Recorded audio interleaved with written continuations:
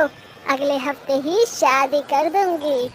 नहीं माँ, हमें उन चुड़ैलों की तस्वीर नहीं चाहिए।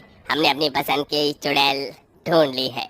मेरा मतलब आपकी बहू को हम पांचों ने ढूंढ लिया है।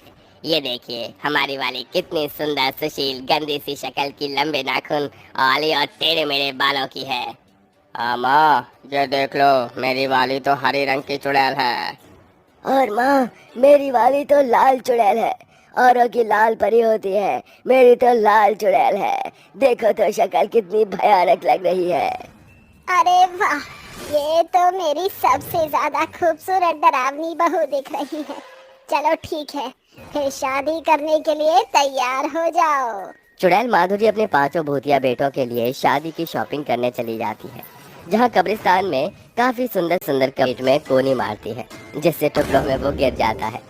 अगले हफ्ते ही माधुरी चुड़ैल अपने पांचों भूतिया बेटों की शादी उनकी पसंदीदा गर्लफ्रेंड चुड़ैल से कर देती है। फिर अपनी पांचों बहू का घर में गृह प्रवेश करती है। आओ आओ बहू, इस घर में तुम्हारा स्वागत है। अरे माँ जी, ये घर इतना साफ क्यों रखा है? थोड़े जाले वाले होने चाहिए, कांटर बिच्छू डालने चाहिए।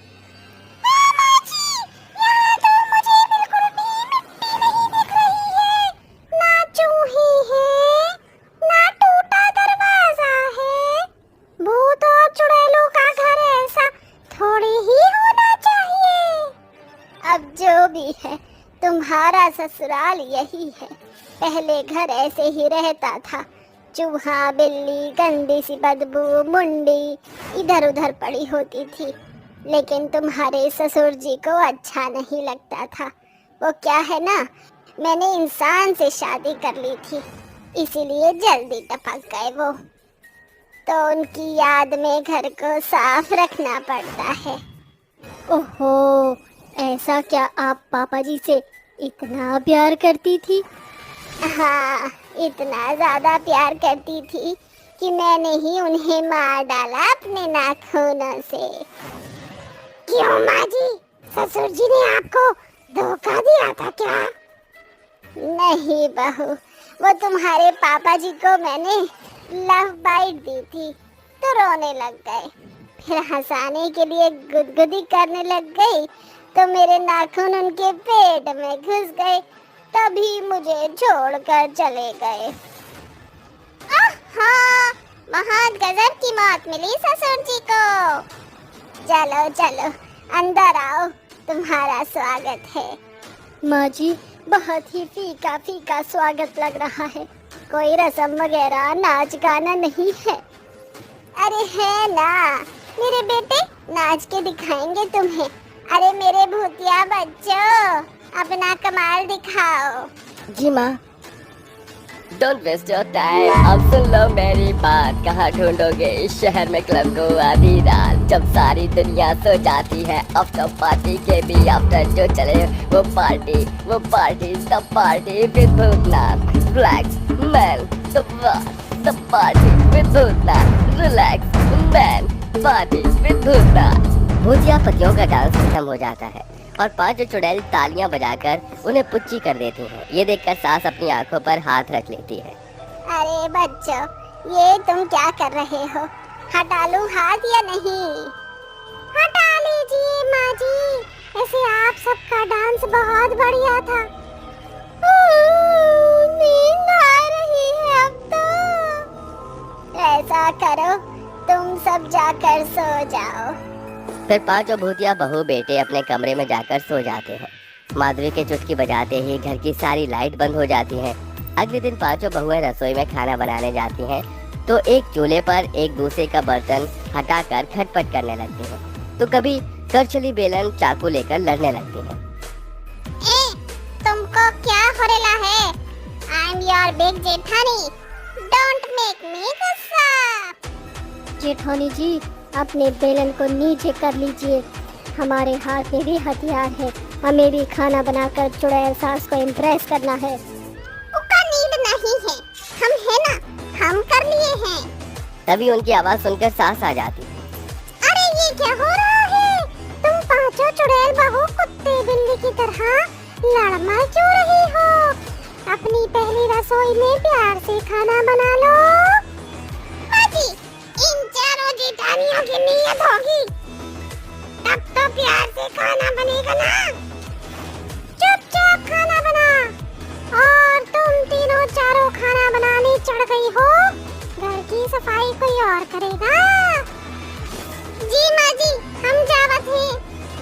चुड़ैल सास की बात सुनकर पांचों बहू काम करने लगती हैं।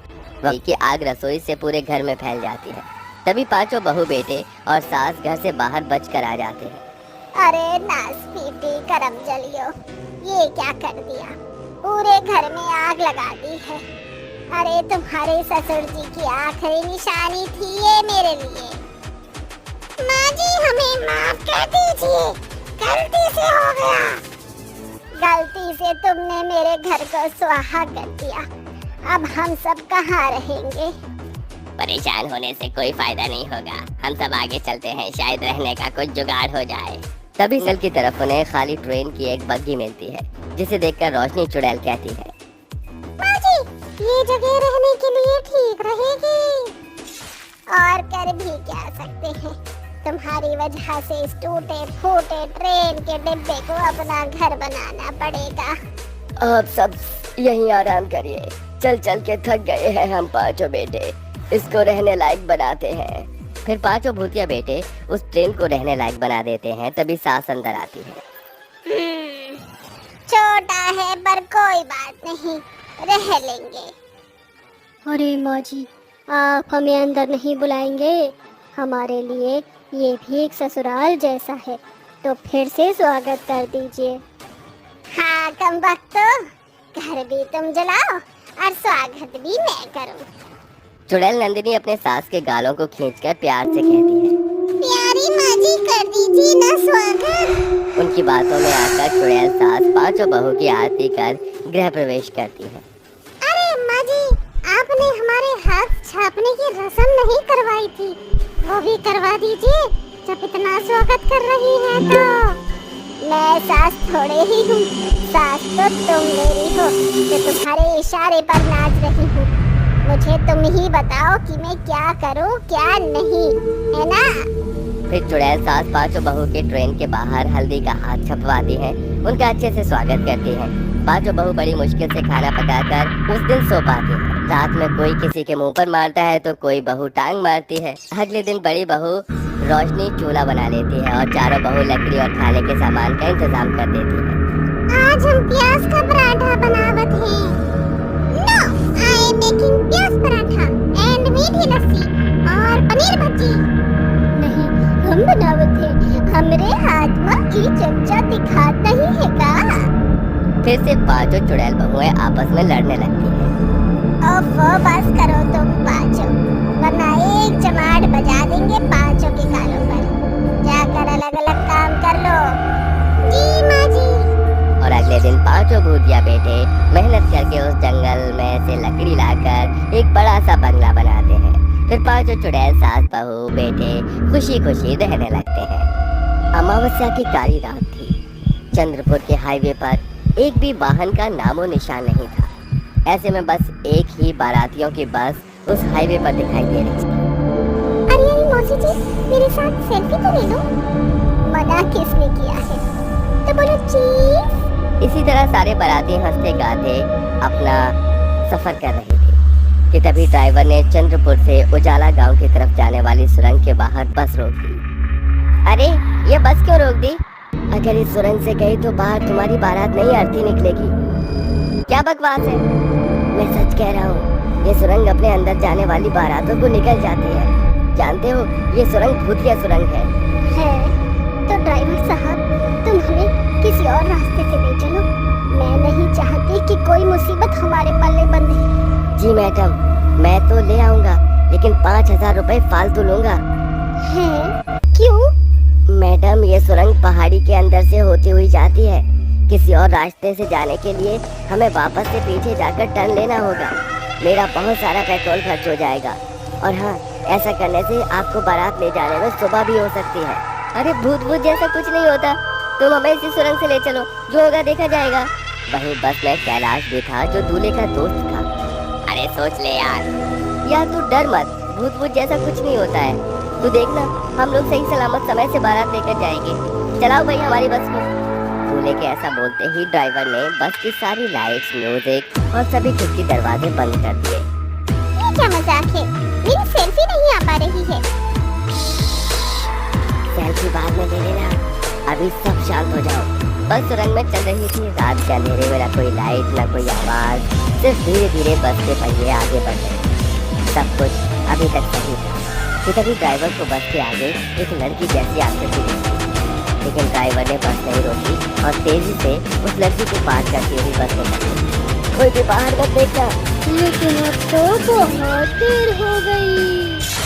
ओह माय गॉड, हमारे बिना तो हर बारात अधूरी है। आ जाओ साथियों, देखती क्या है, बढ़िया सी फोटो खींच। पूरी बस में भूतिया बाराती भर गई। ये सब क्या है? दिखता नहीं है क्या? हम भूतिया बारात है।